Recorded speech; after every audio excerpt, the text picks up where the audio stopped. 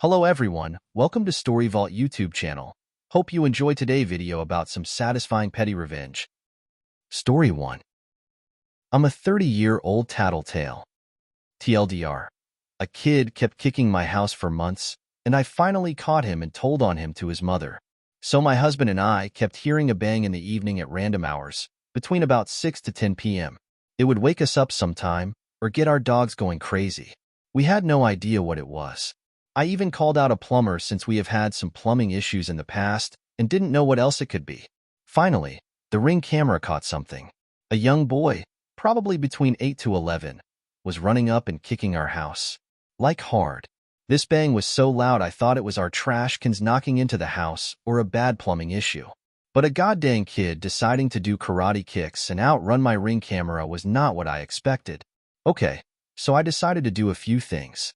Put up a motion light, which I almost fell off a ladder doing and broke another light in the process. Asterisk between this and the plumber coming out. I'm in about $200 because of this ducker. Second, I wrote a note and taped it to the glass. He seemed tall enough to read. The note said, "To the child kicking our door. We know who you are. We have you on camera every time. We told your parents. We will contact the police next time. Please stop scaring our dogs." I'm bluffing because I want him to stop. I cannot figure out his motive except to cause chaos in my household, so I needed to try to scare him. So last 2 weeks, nothing. I figured my note and light worked and the ducker was scared. I took the note down last night. Then tonight, bang. The loudest one yet. What the duck? I go outside because I'm mad now. And I see a children's mermaid kickball in my front yard. I'm keeping it. The ducker kicked it into my car. I see no kids. I'm so angry. I kick the ball into my fenced-in backyard and go back inside. About 30 minutes goes by and I hear another bang. I look out the window and I see this little bee running down the street laughing. I am furious. I'm about the size of Sydney Sweeney if she was also an Adam Sandler type woman. I'm wearing cute polka-dot Victoria's Secret pajamas, and I just did my everything shower with an at-home blowout. I'm in an mood. I push my husband out of the way and put on my running sneakers with no socks. I book it down the street and I see the little S stain run inside a house. I run up the driveway and kindly question some younger girls, his sisters, to find out where his parents were. They said his mom was in the backyard. I went back there and told her straight up, "Your son has been kicking my house for 2 months. I have it on video. He's scaring my dogs. Ask him to stop." She said okay and thank you. I said thank you and left.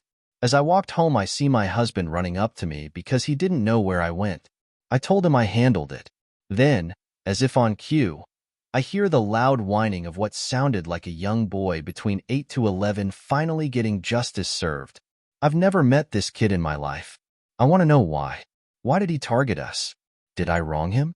Or was he just a random crazy kid? Sometimes life is chaos. Story 2. Getting even with the deodorant thief. Back when I was around 15, our cousin came to live with us. He was a real piece of work, and we had the misfortune of our mom being too kind and taking him in. I noticed that my cologne and deodorant was being used and asked him if he was using it. He denied it. We were the only males other than my stepdad and I knew he wasn't using it because we had separate bathrooms, and my cousin's sister and I shared one. Had he admitted it, it wouldn't have been as big of a deal, but the blatant lying infuriated me. So I decided to take action. My deodorant was Speed Stick, which is moderately translucent. Icy Hot looks very similar. So I backed down the deodorant and filled the recess with Icy Hot. Lo and behold, the next morning my cousin comes into the kitchen crying because his armpits were burning. I began laughing hysterically and said that's what you get for using my shit. He tried getting me in trouble, but my mom said the same thing. He never used my stuff again. A few years later, this same cousin found the keys to my car and stole it.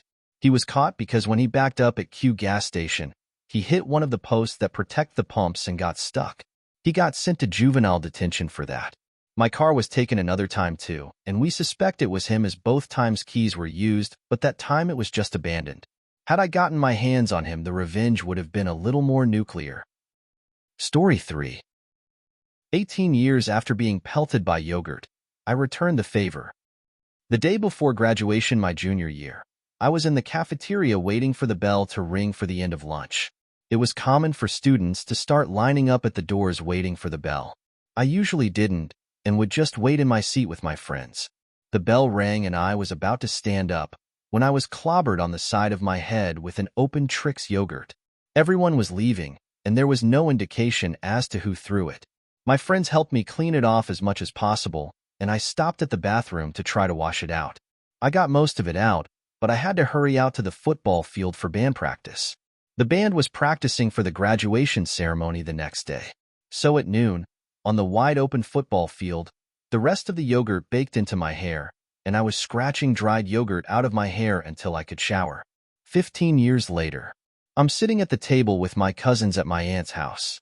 My younger cousin was talking about all the immature things he used to do in high school, including opening the Trix yogurts and tossing them over his shoulder. I said, "That was you?" I then proceeded to tell the story of my ordeal while he busts a gut laughing at my misfortune.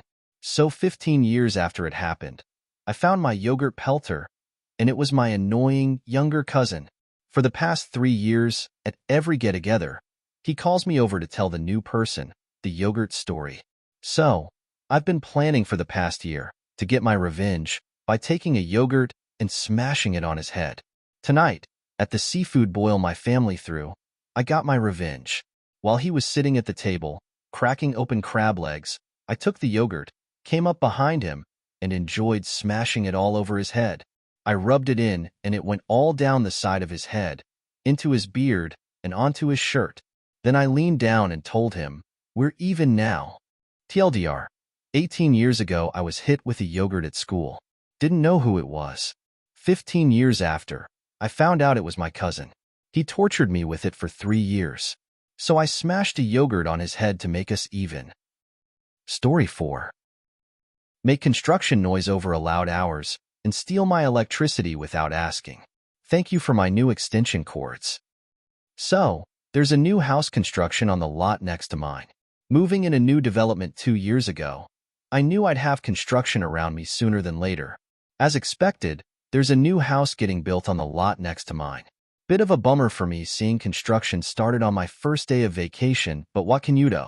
Noise hours in my town are from 7 a.m. to 7 p.m. during weekdays, 9 a.m. to 5 p.m. on Saturday, and no construction and/or industrial noises on Sunday.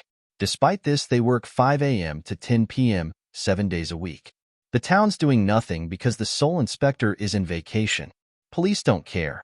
Anyway, we're the kind of town police response is measured in days. Neighbors have lodged official complaints. I tried talking with the builders, but to no avail. Thursday, I walked outside to see them using my exterior outlets for their air compressor and other tools.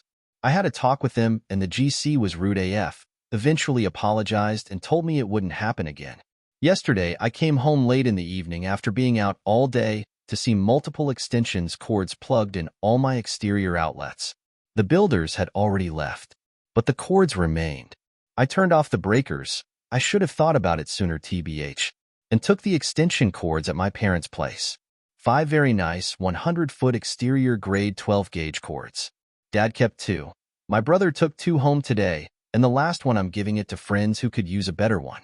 This morning at 6 a.m., the builders came knocking for their cords. Ick bro, I haven't seen them. Anyway, you're not supposed to use my power, didn't the GC tell you? Cue whining and complaining. Front door neighbor came in a clutch and start berating them for bothering me and leaving their tools outside. Are they stupid, or what don't they know we have copper thieves around here? So they waited until 9 a.m. until the town's only hardware store opened and bought new extension cords. For what ick? Because my breakers are still turned off and will remain so as long as construction is ongoing. They came back with new cords, but no power from my house, so they left, having nothing to do. Today I spent my time installing my new security cameras around the house, just in case. Anyway, been meaning to do it. We do have serious theft issues around here. Story 5. Throw your vape at me? Fine. Dig it out of the trash. When I was a teenager, probably around 17 years old, I was biking home from my grandmother's who lived 2 blocks away. It was a hot summer day, so my hands got incredibly sweaty, and I lost my grip on one of the handles and I swerved a little. This driver, who was way too close behind me, had to do a quick stop. She honked and I waved apologizing and went on the sidewalk to dry off my hands so I could keep going. As she's driving past, I felt something hit me in the chest. I looked down and it was a vape, a really nice one, and saw she had pulled over and was watching me from the door mirror. She was waiting for me to leave so she could get it. So I picked up the vape, went to the trash cans right in front of her. It was a Tuesday, locked eyes and threw it away, then rode off. Story 6. How long? Posted this and traumatized them back, but this sub was suggested as being a better fit. Back in the 1990s, I worked as a taxi dispatcher. Computer system had a facility to match phone number to the address as a template if the number wasn't withheld. Call came in with no number showing. I asked the customer, "Whereabouts are you?" His reply, "In my lounge." Oh joy, a smartass, but so am I. Got all the details, address, number of people, etc., put the job in, and then the customer asked, "How long will the taxi be?" "About 4.5 meters. Story 7. You made me the other woman? Wouldn't your mother like to know? Hey there. I've had an awful weekend, but I'm pretty proud of how I've handled it, aside from all the crying. About 2 weeks ago, I matched with this guy on Tinder. I'll call him Jake. Jake is funny, witty, sweet, and genuinely everything I was looking for. We end up talking over text for about a week until deciding to meet up for the first time at his place. Stupid, I know. We talk, drink a few beers, and are genuinely having a good time together. At some point, I go to the bathroom and see some female products on the counter and in the shower. When I asked, he tells me it's some things his ex left, and then proceeds to show me their last conversation to prove that he hasn't been talking to her. Then we start to cuddle, and he keeps bringing up having sex.